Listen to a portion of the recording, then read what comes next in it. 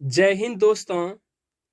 Rajiv GK के इस YouTube channel में आपका हार्दिक स्वागत है। आज मैं स्टैटिक जीके के तहत पॉलिटी का सबसे महत्वपूर्ण प्रश्न लेकर आया हूं, जो सभी परीक्षा के लिए वेरी इम्पोर्टेंट होगा।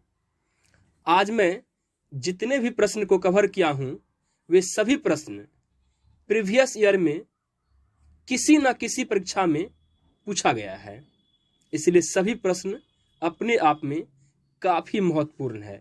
इसलिए सभी प्रश्न को ध्यान से आराम से पढ़ें। तो चलते हैं प्रश्न पे। पहला प्रश्न है, भारत के संविधान के किस अनुच्छेद में छुआछूत समाप्त करने का प्रावधान है? तो आंसर है अनुच्छेद 17 में। चलते हैं आगे।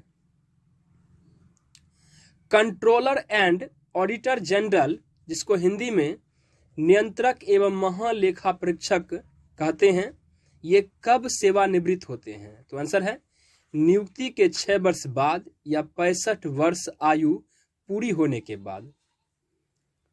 अभी का नियंत्रक एवं महालेखा परीक्षक गिरीश चंद्र मुर्मू जी हैं, जो इससे पहले हमारे जम्मू कश्मीर के उपराज्यपाल के पद पर थे, लेकिन हाल ही में ये नियंत्रक एवं महालेखा परीक्षक के पद पर नियुक्त हुए हैं।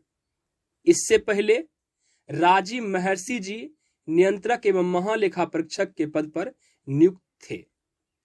चलते हैं आगे। मुख्य चुनाव आयुक्त की नियुक्ति कौन करता है? तो आंसर है राष्ट्रपति। अभी मुख्य चुनाव आयुक्त सुशील चंद्रा जी हैं।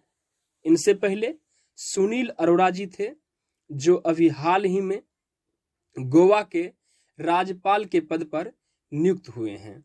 चलते हैं आगे। किसी विधेयक को धन विधेयक होने का निर्णय कौन देता है? तो आंसर है लोकसभा अध्यक्ष। अभी का लोकसभा अध्यक्ष ओम बिरला जी हैं। चलते हैं आगे। किस सामाजिक बुराई के लिए शारदा एक्ट बनाया गया था? आंसर है बाल विवाह। चलते हैं आगे। लोकसभा सदस्यों को शपथ ग्रहण कौन कराता है? तो आंसर है राष्ट्रपति या इसके द्वारा अधिकृत व्यक्ति, जिसको हम प्रोटेम स्पीकर कहते हैं। 17वीं लोकसभा के pro tem speaker doctor Virendra Kumar थे। चलते हैं आगे। स्वतंत्र भारत के प्रथम लोकसभा अध्यक्ष कौन थे? तो आंसर है गणेश वासुदेव मावलंकर, जिसको शॉर्ट में जीवी मावलंकर भी कहते हैं। चलते हैं आगे। स्वतंत्र भारत के प्रथम राज्यसभा के सभापति कौन थे?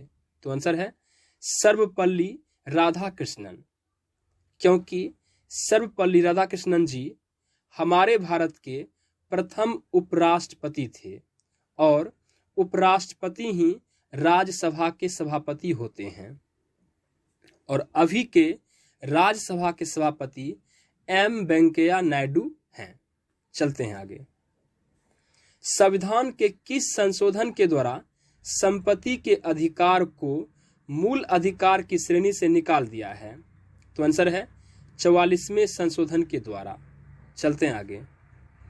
भारतीय संविधान के किस अनुच्छेद में मौलिक कर्तव्यों की चर्चा की गई है? तो आंसर है अनुच्छेद 51A में। चलते हैं आगे। शिक्षा पहले राज्यसूची में आती थी, किस संविधान संशोधन अधिनियम द्वारा समवर्ती सूची में लाया गया है? तो आंसर है 42वें संविधान संशोधन अधिनियम द्वारा।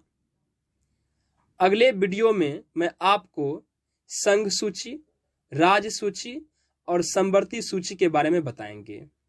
चलते हैं आगे।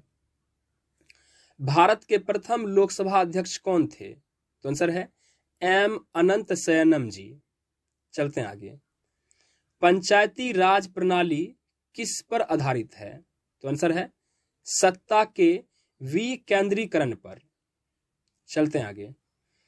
पंचवर्षीय योजना का अनुमोदन एवं पुनर्निरीक्षण किसके द्वारा किया जाता है? तो आंसर है राष्ट्रीय विकास परिषद द्वारा, जिसको शॉर्ट में NDC भी कहते हैं।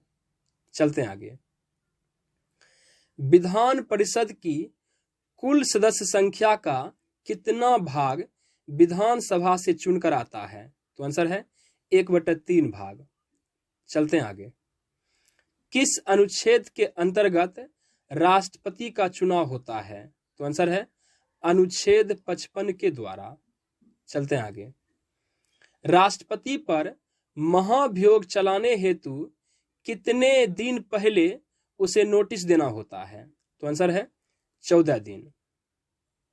14 दिन पहले ही नोटिस आपको देना होगा, तब जाके राष्ट्रपति पर महाभियोग चला सकते हैं। चलते हैं आगे। संविधान के किस अनुसूची में राष्ट्रपति, राज्यपाल और मुख्य न्यायाधीश के वेतन की चर्चा है? तो आंसर है 2य अनुसूची में। चलते हैं आगे। राष्ट्रपति संविधान के किस अनुच्छेद के अंतर्गत लोकसभा को भंग कर सकता है? तो आंसर है अनुच्छेद 85 के अंतर्गत। चलते हैं आगे। राज्यसभा के द्विवार्षिक चुनाव की अधिघोषणा कौन करता है?